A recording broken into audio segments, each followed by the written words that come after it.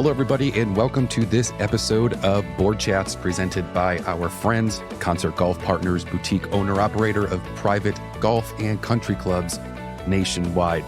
This is a fun episode because we are talking with Rich Whiting and Fred Joachim from the Wisconsin Club. The Wisconsin Club is a historic establishment in downtown Milwaukee that faced unique challenges in its management, and a lot of it was amplified during the COVID-19 pandemic. And the club's board of directors really struggled to run the club without the necessary skill set or knowledge, which led to some financial problems. And this is where Concert Golf Partners came in. You know, they injected a bunch of capital as a rescue plan for the club. They brought in professional management. They had the financial power to invest back into the property and the club. And it allowed them to innovate and meet the needs of the members, strengthening the club's financial position, and really improve the club's operations by using their buying power to help secure better deals for the club. And so the partnership between the Wisconsin Club and Concert Golf Partners not only helped navigate their financial difficulties, but also allowed the Wisconsin Club to focus on providing unparalleled experiences for its members and creating a successful future for the club. So welcome to Board Chats, presented by our friends, Concert Golf Partners. Tell me a little bit more about the both of you, because I know there's some really cool, exciting things happening. The golf course was the Jewish club in town back, I founded, I believe, in 1927 or 1928, back when exclusionary practices were involved. Roll the clock forward. It's gorgeous golf course. It's a gorgeous campus. It's somewhat urban location. As the suburbs expanded and exclusionary practices ended, the children and grandchildren of the membership were joining clubs in their own community. And the membership began to dwindle because many in town still thought of it as the Jewish club in town, even though they weren't. I mean, that wasn't their mandate, but that was its history. And so as their membership began to decline, their ability to pay the bills to run the club declined as well. So as Fred indicated, Wisconsin Club swooped in, bought the property. They gained banquet space. They gained members. And it was a little bit like, you know, buying a Ferrari for 50 cents on the dollar. They had this golf course and they didn't fully appreciate what it cost to maintain it, to insure it, and to operate. About what year? 13 years Are ago. we talking now? 2010. 22. Yeah. Okay. Yeah. So, you know, and we as a board of directors, COVID came, kind of decimated the banquet business, the food and beverage business for the mothership. Golf boomed and the golf was doing well. But we as a board, I mean, we have a dentist, we have a manufacturing guy, we have an insurance guy, we've got a couple of attorneys. Fred's a financial services background. I'm a Wall Street background. We have a general manager who is hands off on the country club and is looking at bleeding cash on the mothership. And you find a board trying to run a country club with no skill set to do it. You know, I can go to Sounds like I Ocean can go Gate. to a 5-star restaurant and order a beautiful meal, but I can't make one. You know, and that's the role the board was thrust into, which then led to the, you know, being introduced to Concert Golf, looking at their professionalism in managing a property. And it's just, you know, it solved financial problems. It solved member experience problems. It solved deferred maintenance problems all in one package. So just to, you know, kind of get to the nut, I mean, the overall entity, the Wisconsin Club umbrella, which was the downtown dinner and banquet facility, as well as the country club, had a couple $1 million of debt on the balance sheet. They were content. They didn't feel any urgency to pay that off. And that was fine as long as the downtown food, beverage, and banquet business was rocking and rolling. COVID killed that. Now all of a sudden you have debt service. Coincidental to that, the golf course was built 95 years ago. There were dams out there that held back the irrigation water that had started to fail. They were 100 years old. We had bridges that crossed the creek that were of equivalent vintage. They started to, Oh boy. and the number was 7 figures, 1.3 million. And all of a sudden you're looking at declining financials for the entity overall and a bar tab that just came in at 1.3 million. And you're going, if we do the assessment around the horn, how many do we lose? Do we fail to raise the amount of money we need to get whole? Wow. And, you know, the beauty of Concert Golf is they have a stack of capital behind them.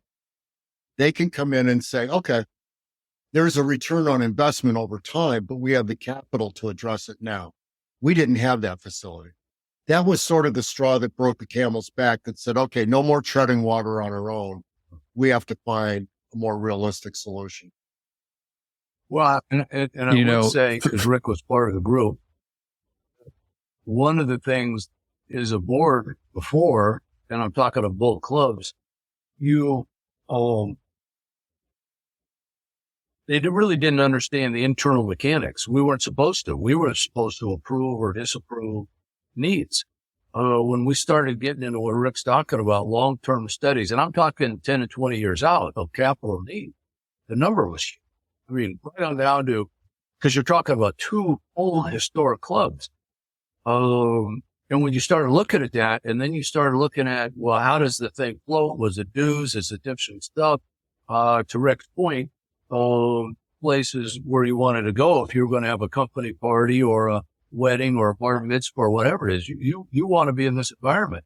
Well, for arguably 2.5 years, because we're on the, inside the city of Milwaukee, because of that, they won't even let people meet.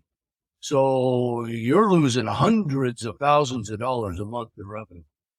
Yeah, we have a good core membership at both, but the history of private member-owned clubs that go back and you do an assessment, you can pick any number you want from 10 to 15, 20,000 or more. Being able to promise your members, if you do this, I won't come. We couldn't do that. There was enough deferred maintenance on both campuses and enough need that we couldn't promise people we wouldn't be back passing the hat in another 3 years. And so they go, well, this club down the street did an assessment 2 years ago. I probably have a window there. What's your exit going to be? And we didn't want to run that risk. And where I really have to tip my cap to Peter Concert and his team is they're very successfully bought and integrated member-owned clubs into their system. We were a unique animal because our country club was an asset of the Wisconsin club. So they weren't just buying everything lock, stock, and barrel. They were buying, there would be a surviving entity. So how do we split up employees? How do we split up debt? How do we split up leased equipment?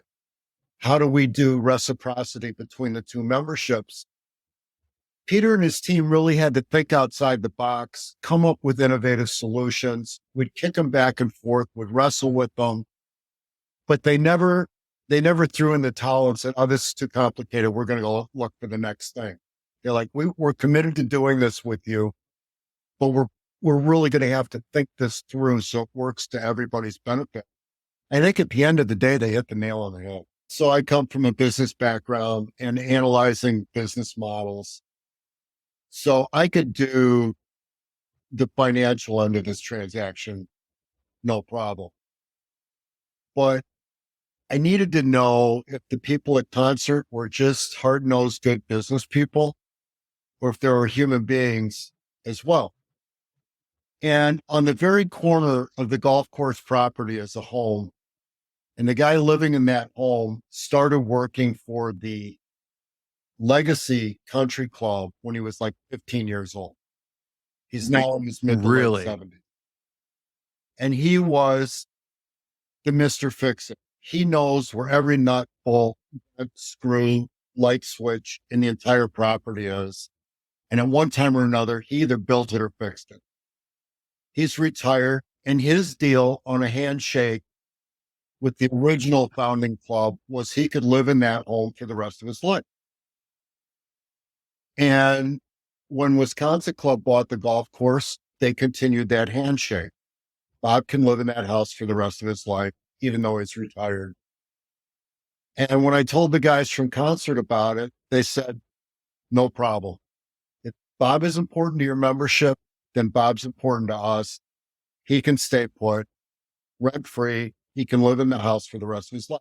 And Done deal. and if for whatever reason our insurance company were to freak out or Bob's no longer capable of living on his own, we will pay for his move and will contribute to his rent. So now I know I'm dealing with some real people, some genuinely good people, as well as genuinely good businessmen. And the comfort level went from here to here overnight. And to Rick's point, because well, first of all, it's who Concert is, especially when you meet the rest of the management team and go to other golf courses, which we did to do our own due diligence. The one thing on top of it is they weren't trying to make a cookie cutter. They kept saying, no, you know your clubs, you know your members. We're here to, this was a battle. They were there talking to the field general saying, what kind of ammunition do you need? That's where they were at. And you could just tell from a business standpoint, it was the right way to go, that they weren't trying to make you like any of the other courses. They were hoping you would augment what was already there. And when you took a step back as a golfer and you started analyzing, especially being in the Midwest, we don't golf here January, February, March, and April. You would die outside. So when you look at where that goes, and we started looking at their compelling ability to use the other courses, well, that's where everybody was going. And now they're going, what do you mean I could go to one of the other clubs and use the facility? And as a dad myself, I'm looking at where their clubs are, and I'm going, are you telling me I go to the one at Amelia Island, down to Jacksonville, go over here, blah, blah, blah, where the courses are? I could go in there, eat a breakfast, lunch, dinner, swim in the swimming pool, work out, or get around golfing. Correct. I'm sorry, that's a big deal. So as we started explaining that to the members, they're going, well, that just saved X amount of bucks. That just did this. That's a heck of a value add. And the reason I bring that up is Rick has said this, and it helped me tremendously. I'm in the industry where one product that you sell to somebody, you have a chance of losing that person 1 in 50. If you add 2, it's 1 in 300. So when you really take a look at what Concert's doing, they're bringing stickiness to the club, and they're bringing stickiness to young, old, what other stuff do you want? You may not use it all, but it's what we like in our frequent flyer miles. I want to be able to do that. I want to not to be charged for these things. Anyway, what goes over very well in the Midwest. When everything was said and done, our membership had to vote on this trend. And we went to great pains to make sure they understood the entire financial aspect of it and the investment the Concert was proposing to make into the property, and went through it at length. Our fear was that we got a 60-40 vote either way, because then it means a sizable portion of your membership was going to be upset. We figured 80-20 would be satisfactory.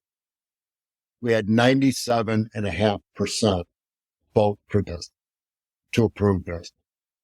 So that says a lot about how comfortable Peter and his team were, or how good they were making people comfortable. They went over and above it, answering questions, being present, patient. And to them, this wasn't a cookie cutter wham, bam, thank you, ma'am transaction. It's like, we're going to make an investment in your future, and you as members are our future. So let's work together on this. Yeah. And to that, the only thing I would add is through that process, and it'll sound odd, but it's a fact. You can't get into the details until people get, quite frankly, until they trust you. So what was going on both ways was who's really making the decisions, who's in charge, a lot of validations, a lot of stuff. And it's unusual because there's a difference between running your own company, what Rick and I have done, and being part of a I'll say a social group. It comes with different types of little caveats that you have to look at, because everybody of these 1,200 members had their own opinion, which what you need to listen and talk about it. But we had to look at where are we today and where are you trying? We had to be able to do where's the puck going? And when you kept taking a step back, look at the financials, and then you saw where the city itself was going, and then you saw where we were trying to bring in different groups to try to keep this thing going, Concert would constantly say and come back at us going, no, we understand that. And that's when we got into some pretty cool packaging of reciprocal rights and things like that. How do you accommodate, but how do you keep feeding this thing with your eye on the competition local? We've all been at the car dealer where you test drive something that's brand new, and it's real easy to fall in love. And before you know it, the checkbook has flown out of your pocket. But Fred visited a number of clubs. I've been to other concert properties. And what you're looking for is the member with 5 or 10 years experience. They remember how it was in the old days. They remember what motivated them to do the transaction. And then they have current knowledge on how it feels today. And every single time, I didn't find them. I'm sure you could find the unhappy, grumpy member. But everybody I talked to was like, wow, everything just became a lot more professional. It's still a country club feel, and it's still a membership feel. It's just professionally managed, which is where we were sorely lacking. Yeah, I would say this, Danny, because it came up quite a few times. The one question he was asked consistently is, how do they do it and we can't? What are they doing that we can't go do? Because a lot of people are pretty good at what they do. But in my industry in Rick's, we have to deal with departments that have legal, risk, finance, sales, IT, the product itself, your heavy users. I would suggest, not to be controversial, but Bud Light forgot who their heavy users were. They screwed up because they did not keep their heavy user in mind. And that had nothing to do with some other ilk you were going after. They could have handled it better. They alienated the people paying the bills. And so we were very conscious of that, and the new group you were trying to come in. So you were trying to kind of, package all the stuff through. And quite frankly, at the same time, we're users ourselves. What did we want to see out of this? And they were incredibly accommodating, saying, okay, how do we mold this thing within a reasonable fix? When your super comes to you and goes, my budget last year was $900,000. But I need $1.2 million this year. And your board has to say yes or no. And we have a dentist, a manufacturer, a couple lawyers, me, Fred. I have no idea. Is that extra tractor going to make a difference? Do we actually need this fancy mower, sand injector? I don't know.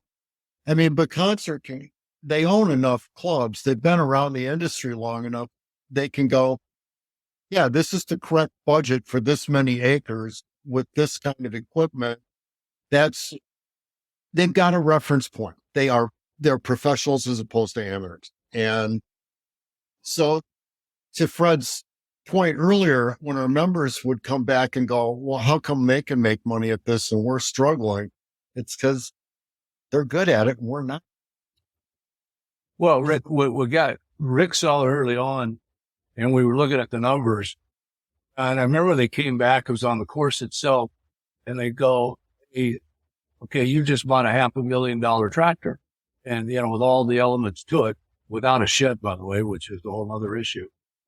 Their buying power was a third to 40% better than that, as have a relationship with a John Deere as the third largest buyer. They're chemical stuff. And when you just started taking practical application of, so you're telling me I'm eliminating some overhead, no one likes to say that, but overhead or assessment or a burden rate of a number, okay, because I don't need what we have downtown because it's already part of the quorum. That's a number. Then you have the buying power of alcohol. You have the power of chemicals. You have the buying power across there.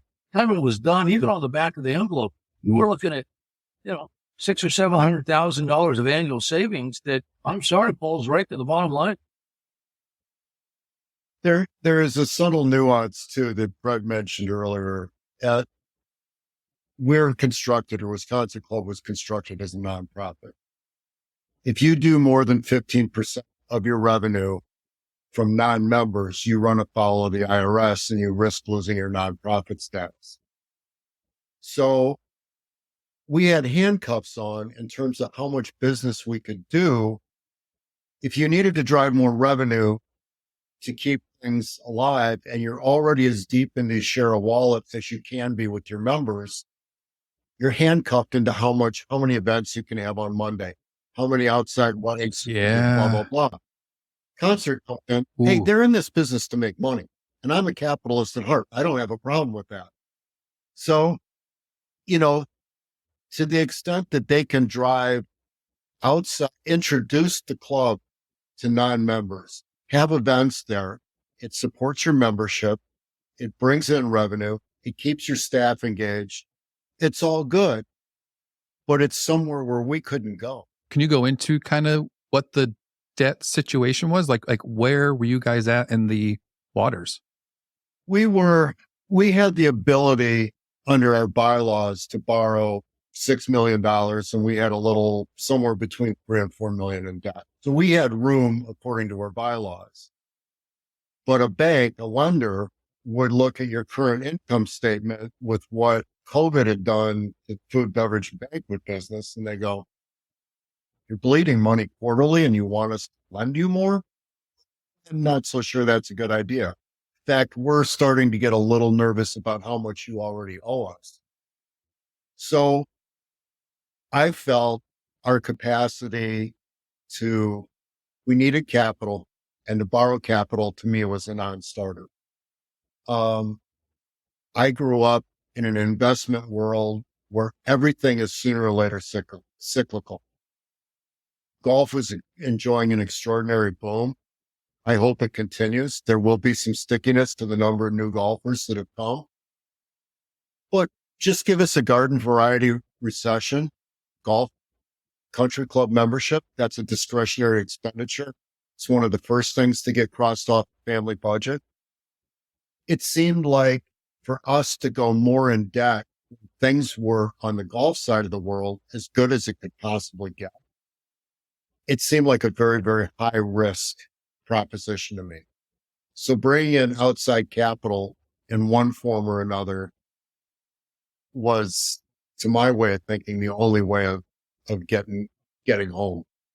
Well, and I will throw this about it, but the reality was we had to test the waters on one-time assessment, ongoing, pick whatever category you want. We're sitting there in the Midwest, and sorry, I think the polite word would be frugal.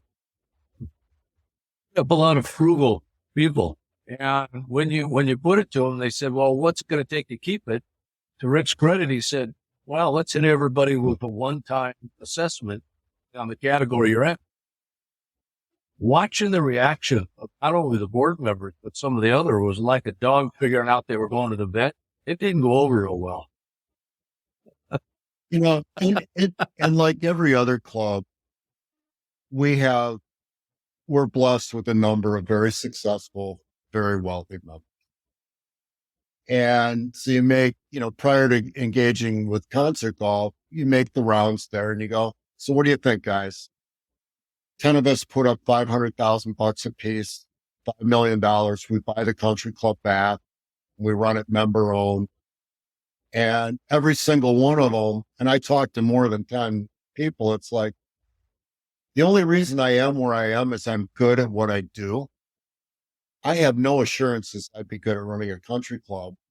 And that 500,000 might turn into $1 million. And I'm not pissing away $1 million on a business I don't know and understand.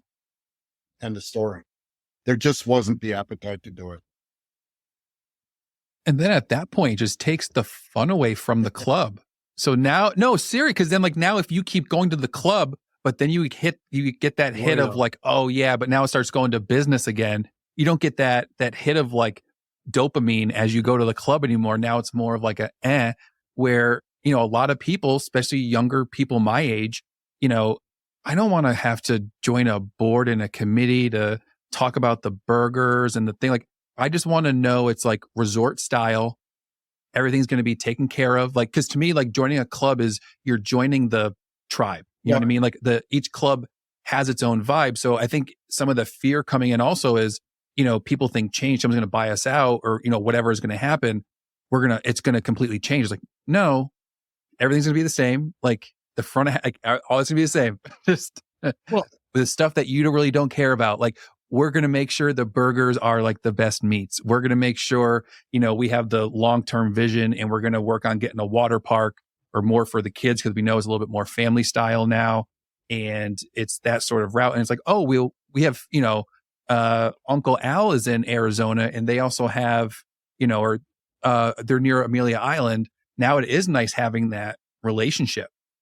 Well, and Fred and I had the same experience. You're sitting on the range trying to warm up because, hey, we're playing a $2 Nassau. I got $6 riding on this.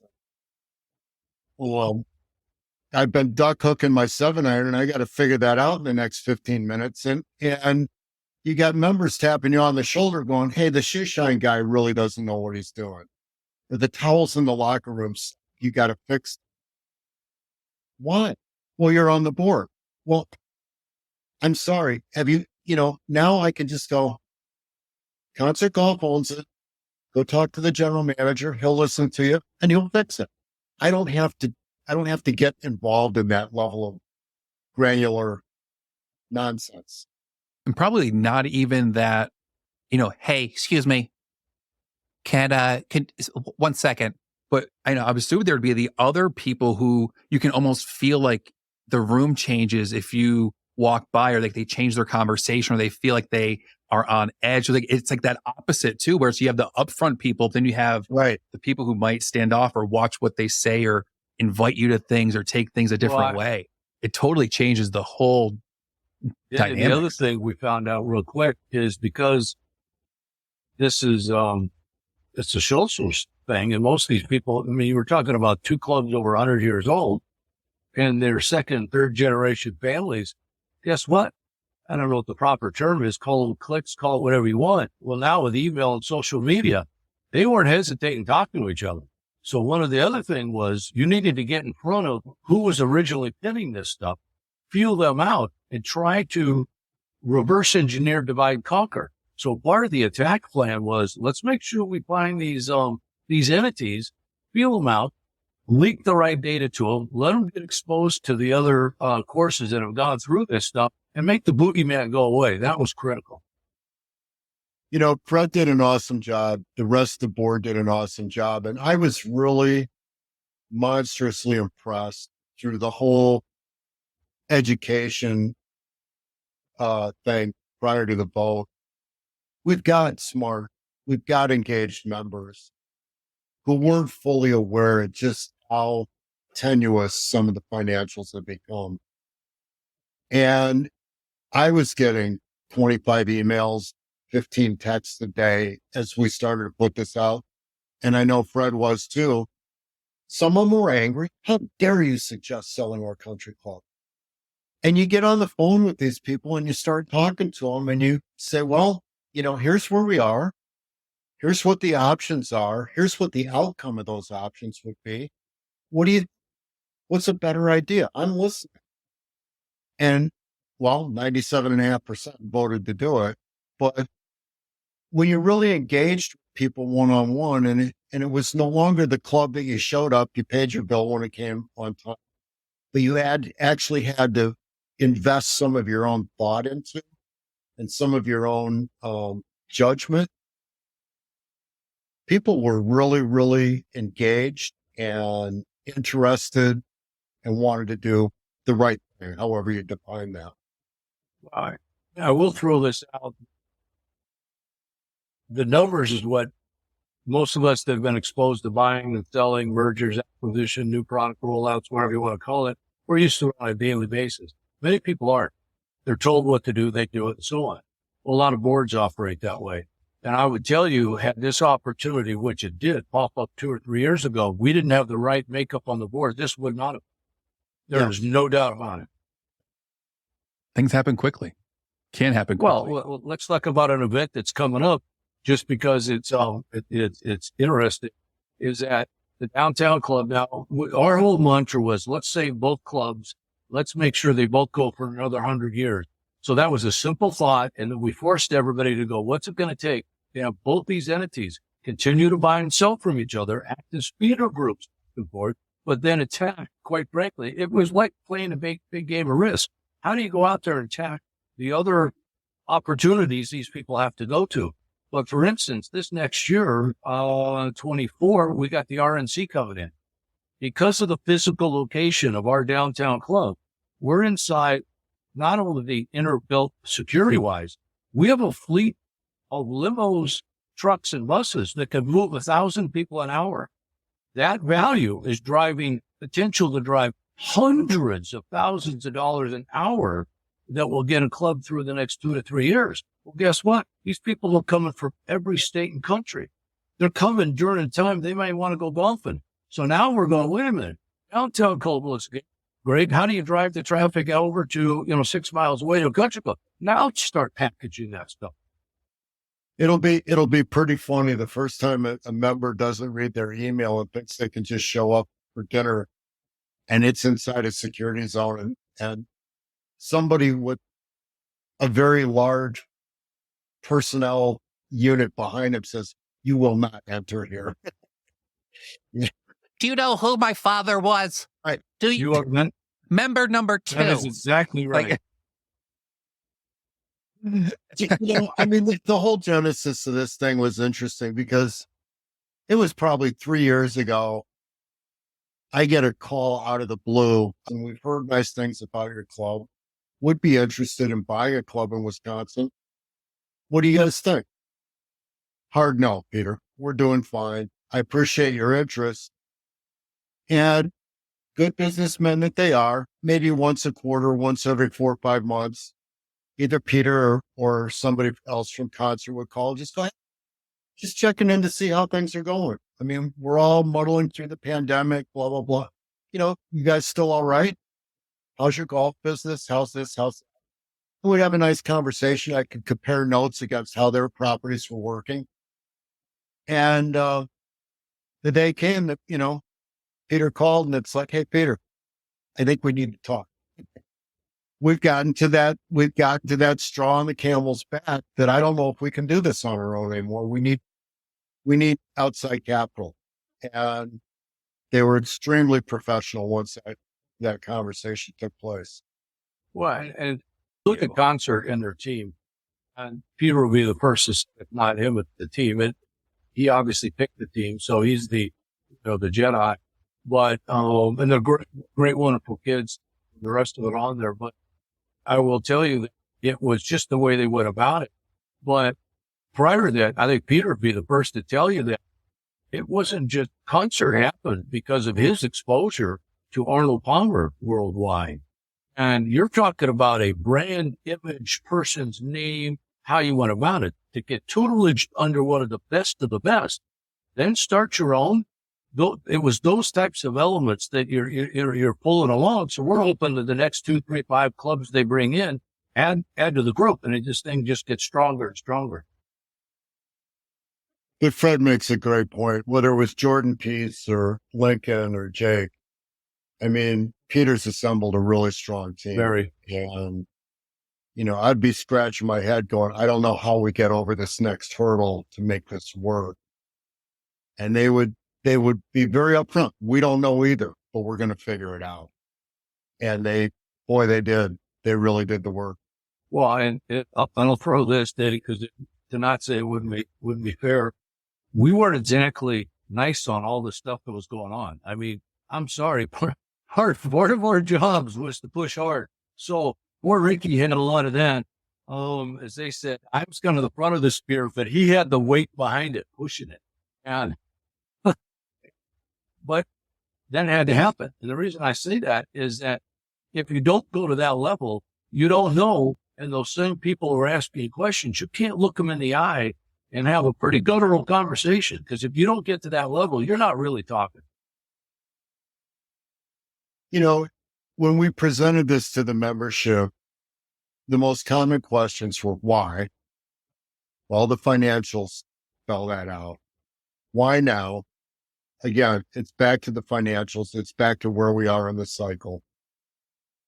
And the third question is, why these guys? You know, is this the best deal? And 3 years ago, myself and the other senior partner sold our business. And we did not take the best offer dollar-wise, but we took the offer that was the best buyer for our business. They took care of our people. They gave 5-year employment contracts to our junior partners. We were the right product to fill a hole in their portfolio, and they were going to give our people autonomy to just do what they do well and not micromanage them. So it was the right buyer, even though it wasn't the highest dollar amount. And so when members would look at us and go, how do we know we can't get a higher price? I could, with full honesty, look at them and go, I don't know. Maybe there is somebody with a bigger number out there, but this is the right buyer for your club. Well, I will add this, because he teed it up, is the club's only as good as the people pulling the lever. So it's the employees that are there. And the one thing it took us a couple seconds to figure out was, if I'm an employee, I don't care if I'm running the outdoor bar, I don't care if I'm parking cars, I don't care if I'm whatever. A lot of this business is, well, when you're sitting where we are in the Midwest, and by the way, seasonal is this to me. There's a lot of golf courses down in Florida. I can guarantee you those people in Florida do not really want to be there in July and August. No offense to Florida. Come see us. We got some really good golf courses that are championship level. Start with us, and they'll go hit the cooler courses where the PGA and the U.S. Opens and the Ryder Cups have all been, and everybody goes, let's escape this heat. When you started to see the matchup, you went, okay, that's great for the buyer of those services, but the employees get to work the same way. You're going from arguably 400 or 500 employees to a group of 3,000. Well, can I go down to one of the other clubs, January, February? Can I take over a region? They're now part of a group where they have longevity. Now you reverse that on a recruiting standpoint. Can I go get these kids getting out of school and show them a path forward? It's a pretty big deal. Amen. It boils back to, I think what you said in the very beginning is, when we go to the gentleman's house who's on property, that could have been like a big deal. These other things could have been big deals, but it's, not being a penny foolish in a pound.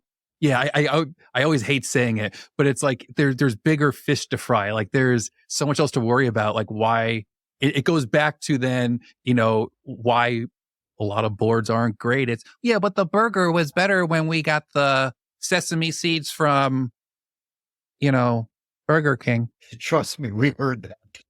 Yeah. And they do sound like one. To Fred's point about the employees, a member's relationship with their club, you have a relationship with the valet, you have the relationship with the locker room attendant and the bartender and the wait staff. You might see the general manager once a week or whatever. Your relationship is not with management. It's with the people that you interact with on a regular basis. And the first thing that Concert says is, we want them. We don't have an HR department in Wisconsin. We want your people. Now, we want to coach them up. We want to familiarize them with our systems and our way of doing things. But yeah, we want this to be as seamless for your membership as possible. And it's played out that way. One thing that was kind of interesting, and it was the conundrum of being a non-professional in food and beverage and hospitality on a board for a club, is you're asked to make a decision, and that's a binary decision. Yes, we're going to do this, or no, we're not going to do that. And you're really throwing a dart. You don't know what the final outcome is going to be. Peter has told me on a couple of occasions, programs that now they own 30 clubs. They'll roll out an idea in 5 clubs. And it's an experiment. Do the members like it or do the members hate it? Does the staff like it? Does the staff hate it? Has it worked or hasn't it worked? If it comes back with 5-star reviews across the board, then you roll it out to the rest of the clubs.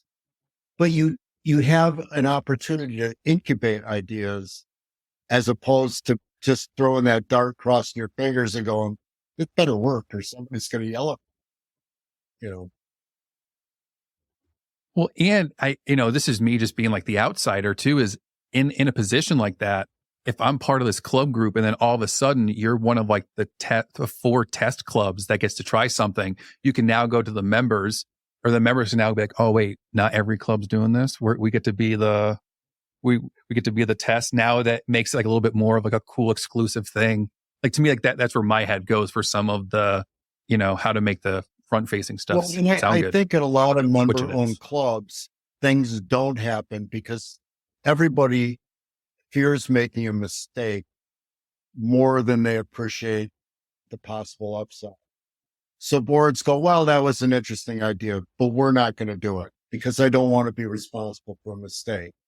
And you become so risk adverse that you become stagnant as an but that's my when I went down to one of the clubs in that they have down in the Renaissance down in Fort Myers, we're golfing and we were there just checking out the club, doing some due diligence.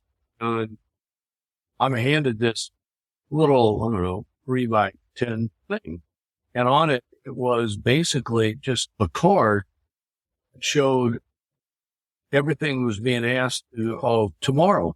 Do I need a glove? Do you need a candy bar? Do you need a cigar? Do you need whatever? But it was a very professionally laid out list. And I thought, this is incredibly basic. But not only did it allow you to get your inventory supply and the person got whatever they want, I mean, right on down to aspirin. I took a photo with my phone. And I went, this is so simplistic that this is a great way to get everybody what they wanted. But the main thing was you were asked and you answered. That's what I think most people want, no matter what. They want to be heard. Yep. I just got back from playing one of their clubs in Iowa, and you hop in the golf cart. There's a little placard that's hanging down and it says, hey, if you recruit 10 new members, you get this. And it was something relative to your dues. Bring in 5 and you get this. I think it was $1,000 credit at the pro shop. Bring in 1 and you get whatever it was. It's just a reminder as a member, this is our club. I'm responsible. New members don't come by magic. I'm responsible for making sure the people I enjoy being with, I enjoy playing golf with, think about playing here, being part of this. It was just subtle, simple, and effective, I would think. What type of management issues were you guys having prior? Well, I'll go back to what started this guy who, again, the turnover in, I'll call them managerial positions inside clubs of any size is mind-boggling. If you're there 2 years, you're like in the top, whatever. It's just a very transient type life cycle. Well, one of the guys we had at the Wisconsin club, John Constantine, he was there 25 years now. Yeah, but he was a visionary, and more importantly, he understood supply chain. What I mean by supply chain, I'm either buying from you or you're buying from me, but if you otherwise known as payables and receivables, he was smart enough to understand the connections between them. And he would introduce and bring people in. And if he had to pick up the phone and ask for an IOU or a favor, or could we use this? Or here's a perfect example. Wisconsin Badgers football team was going to the Rose Bowl. And he said, what a great time to roll this out to the members. Well, one of the members was one of the one of the plane folks. So you could load up a plane, And he said, all right. So he sends an email out to all the members and says, hey, we got a plane. It'll hold 300 people.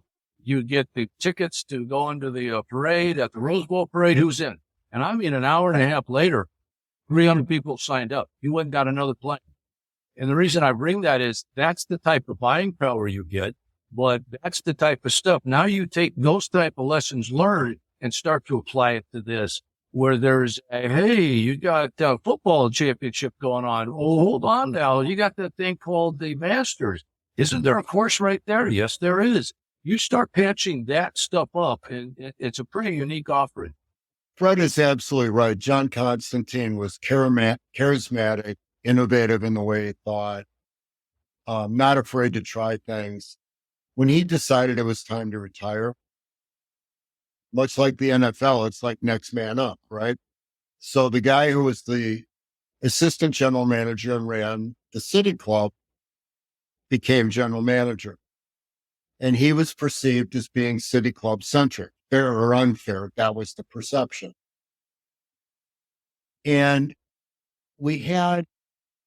so you have 1,000 members of the City Club at $3,000 a year, $3 million in dues revenue. You have 300 members at the Country Club at $12,000 a year, $3.6 million in dues revenue. But the Country Club members go, wait a minute, I'm paying 4 times as much, but there's only a third of us, so we're never going to be heard. We're never going to get our proper allocation of the resources. That's not right. And the general manager is City Club centric, so he doesn't want to listen to us anyway. And then you have 1,000 members at the City Club, many of whom couldn't have found the Country Club with Google Maps, who are going, we own this big hole in the ground, and they always want money. And everything costs like 7 figures. It's dams, it's bridges, it's irrigation, it's drain. It's just ridiculous. Why do we even own this? So internally, John Constantine was a good enough diplomat that he could keep both sides engaged. But that's a really, really tough act to pull off. And it takes a certain level of leadership. The last couple of years we were lacking. And to say it was a civil war would be too strong, but you had a house divided. True. Rick, I don't know if you know this, but it's funny. I was out at the member, whatever, last week or the week before. And one of the golfers, which I'll tell you later, comes up to me. He's a funny guy. Everybody loves who it is. Bill. But he comes up, he goes, Fred. Now remember, we're talking about 800 people voted, whatever, for sake of argument. Certain amount abstain. Why you would send in a ballot that says, I have no opinion, I don't know. But so put those people in a category all by themselves. Then you had, I don't know what the number was, but at the time, 13 people said no, which is okay, whatever. He comes up to me, goes, I want the list of those names. Who were they? And I thought, cool. Of course, I'm laughing. So for the next 4 hours, all I'm hearing is, Fred, who are they? Give me the list of those names. Nobody can be that dumb. And I'm like, oh my God. But Fred, you've had the same experience I've had, whether it's downtown at the City Club or whether it's out at the Country Club. The people who would have walked right past me without ever saying hello are pulling me aside and going, hey, I just want to say thank you. You guys put an enormous amount of work into this. This was the right thing. We were running the risk of not having this at all if somebody hadn't stepped forward with a solution, and you guys did it. Thank you. And I'm like, okay, I really wish I knew who you were. We've never talked before, but it's been a really rewarding, in multiple ways, but a really rewarding exercise. Yeah, there was one of my old bosses once said, you got to lead, follow, or get out of the way. Those are the 3 choices. And of those 13 people who voted no, there is always an element that goes, well, you guys are bozos and you're just not trying hard enough. And I don't want anything to change. We just need better people running it. Hey, here's my seat. Come and take it. If you can do it better, God bless you. But nobody was up for that either. Well, it's the same that, once the people found out, this is why we're doing it. And if they have any other better solutions, well, yeah, let us know.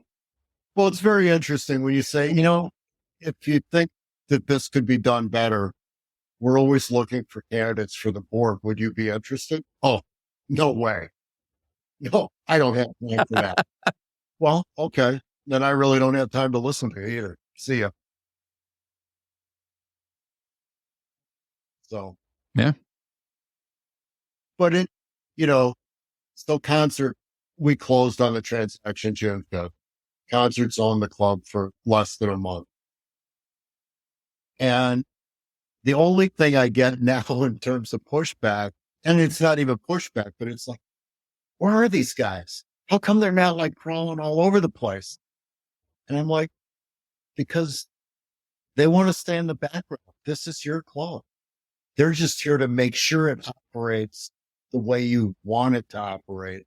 But they don't need to be here, tending bar and whatever. We have staff to do that. They just want to make sure you have a great membership experience. But it's almost like people keep looking under the covers going, there's got to be a concert guy hiding here someplace. You should make that a game in the club. Get like a little Peter Nanula action figure, a little Peter Nanula, and then it's a game the kids play, and it's whoever can find Peter gets their parents a free round of drinks. And I like it. Well, I like it. We need a Peter bobblehead to hide somewhere on the goal.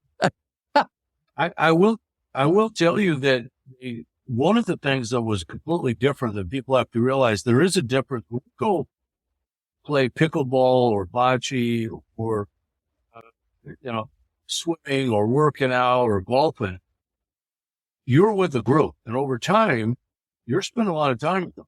That is completely different than if you're just going to have dinner. Very rarely do you ever spend time with people you don't know, especially at dinner, because it's uncomfortable for everybody.